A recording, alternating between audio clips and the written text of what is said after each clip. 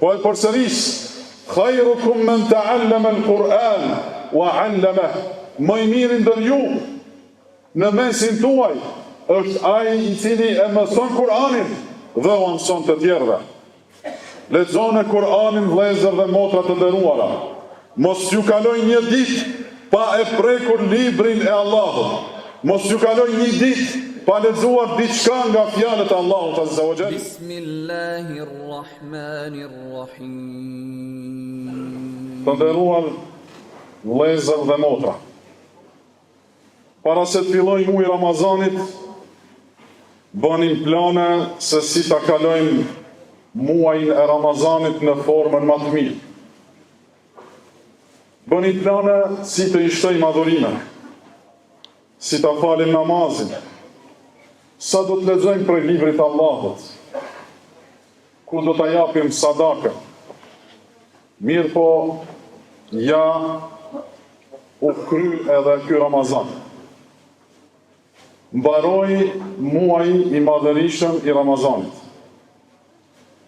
Do të mbarojnë kështu edhe shumë muaj të tjerë. Do të mbarojnë edhe shumë Ramazana dhe me to edhe ne do të mbarojnë.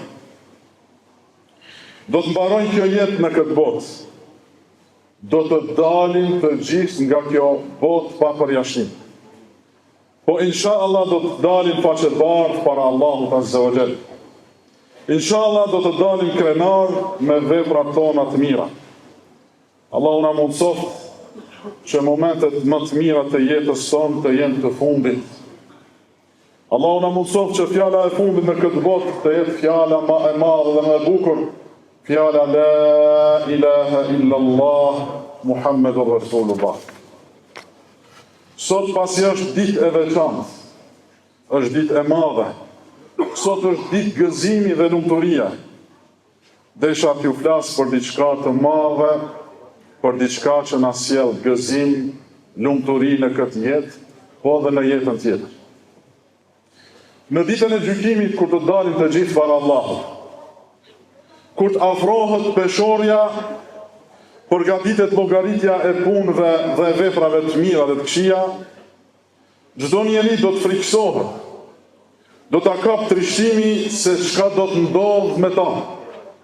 A do të jetë prej atyre që do të hyjnë në xhennetet e Allahut Azza wa Jall, apo do të jetë prej atyre që do të hyjnë në zjarrin e xhehenemit dhe aty do të besin përgjithmonë. A do të jetë prej atyre që Allahu është i kënaqur prej tyre, apo do të jetë prej atyre që Allahu Azza wa Jall është i dhuruar prej tyre. Në ato momente thirrën njerëzit një nga një, me emrat e tyre, me emrat e baballarëve të tyre. O filan i biri filanit. Vinë me laçet, e marrin dhe e dërgojnë para Allahut Azza wa Jall. Atë ditë nuk mund të gënjej askush. Atë ditë do të dëshmoj çdo gjë. Do të dëshmoj edhe toka në të cilën ke jetuar. Do të dëshmojnë edhe gjymtyrët e trupit tënd që ke vepruar me to. Do të dëshmojnë në favorin tënd apo kundër teje. Atë ditë edhe njerëzit më të afërm nuk do të njohin. Nëna, baba, vëllezrit, gruaja, fëmijët, shoqëria, të gjithë e kanë hallin e vet. Në atë ditë të vështirë, kur nuk pret ndihmë nga askush, do të paraqiten disa vepra të mira që i ke bërë në dynja. Dhe ato do të flasin në vendin tënd. Ato do ta marrin fjalën për ty. Do të mbrojnë, do të dëshmojnë në favorin tënd. Gëzimi yt do t'i arrijë pikat më të larta kur dikush do të delë në mbrojtjen tënde. A thua kush do të ndërmjetësoj për ty? Kush do të jetë ai që do të flet në favorin tënd? Pejgamberi alayhi salatu wassalam thot: "Iqra'ul Qur'ana fa innahu ya'ti yawm al-qiyamah shafi'an li ashabi." Lexojeni Kur'anin, sepse ai vjen ndërmjetësues ditën e Kiametit për ata që lexojnë ata. Pra Kur'ani do të dëshmoj dhe do të flasë në vendin tënë para Allahut Azza wa Jall. Kur'ani që e ke lexuar në këtë dynja, Kur'ani që e ke mësuar dhe e ke medituar, ke vepruar me të, do të mbrojë në ditën e Kiametit. Ai do të thotë: o Allah, ja kam ndaluar gjumin, e kam lënë natën pa gjumë, urdhrat i ka bërë, ndalesat është ndaluar. O Allah, fale filanin dhe më shiroje atë. O Allah, fale dhe më shiroje filanin. Do të ndërmjetësoj kështu derisa Allahu do ta falë robin dhe do ta bëj prej banorëve të xhenetit. A thua si do të jetë gjendja ime dhe jotja në ditën e Kiametit? Si do të jetë gjendja e imja dhe e jotja kur do të dali para Allahut Azza wa Jall? A thua, a do të vi Kur'ani të na mbrojë? Sa e lexojmë në Kur'anin? Sa e meditojmë atë? Sa veprojmë me të? Për ta ditur gjendjen tënde në ditën e Kiametit, shiqo lidhjen tënde sot me librin e Allahut. Nëse dëshiron ta di se si do të jetë ditën e Kiametit, shiqoje gjendjen tënde sot si je me librin e Allahut. Sa më shumë që je i lidhur me Kur'an, aq më mirë do të jetë gjendja jote para Allahut Azza wa Jall. Kur'ani, vëllezër të nderuar, motra të nderuara, duhet të jetë program jete. Sikur ushqimi që e mban gjallë trupin, ashtu edhe Kur'ani e mban gjallë shpirtin. Ai njeri i cili nuk e lexon Kur'anin, ai me të vërtetë është humbës i madh. Kur'ani na mëson rrugën për të shkuar drejt tek Allah. Me leximin e Kur'anit e njohim krijuesin ton. Kur'ani na mëson si ta adhurojmë atë. Kur'ani na përmirëson virtytet dhe cilësitë e mira dhe na e bën karakterin më të mirë. Kur'ani na mëson të mirën dhe na nxit që të veprojmë me ta. Na mëson të keqen dhe na tërheq vërejtjen të mos i bëjmë ato. Kur'ani na bën në rob më të mirë.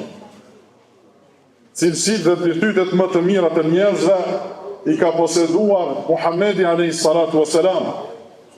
Kur është pyetur gruaja e tij Aisha për moralin e tij, ajo ka thënë: kana khuluquhu al-Qur'an. Kur'ani ka qenë morali i Rasulullahit sallallahu alaihi wasallam. Pra për të arritur moralin më të lartë, më të plotë, duhet ta lexojmë librin e Allahut xhalla xhelaluhu.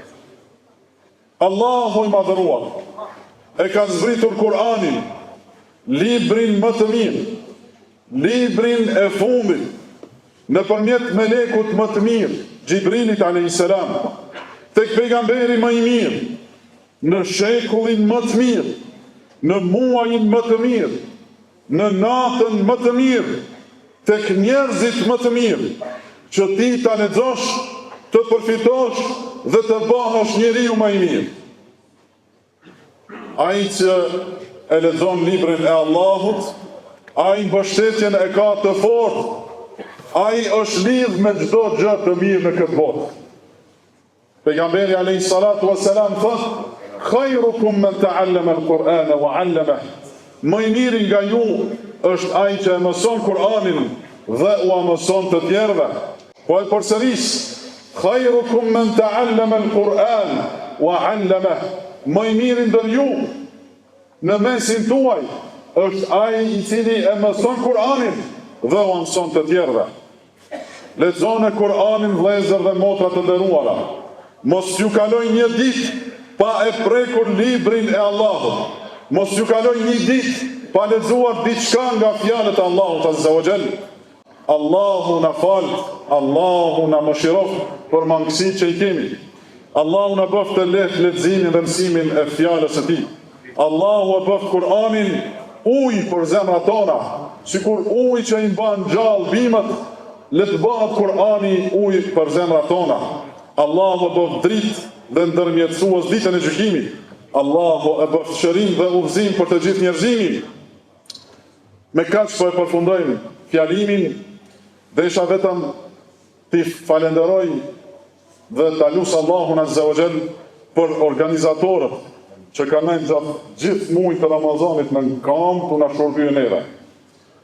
Janë njerëz sikur ne që kanë dëshirë ta dëgjojnë ligjëratat, ta falin namazin siç duhet, mirë po ata sakrifikohen që ta mbajnë rendin e xhamisë dhe ju lumt për këtë vepër, ju lumt për këtë punë. E lusë Allahun Azza wa Jall që këtë shërbim që po na e bëjnë ta gjejnë në peshorën ditën e Kiametit. Allahu na fal të gjithëve dhe na mëshiroft për hajër ju qoftë të gjithëve festa e Fitr Bajramit, pritshit edhe shumë të tjerë. Allahu apranoft të gjitha adhurimet dhe të gjitha punët e mira. Taqabbal Allahu minna salatana, Allahu taqabbal minna as-salat was-siyam was-sadaqa wa kulli al-ibadat wa kulli a'mal as-salihah. تقبل الله منا ومنكم وغفر الله لنا ولكم وكل عام وأنتم بخير والحمد لله رب العالمين.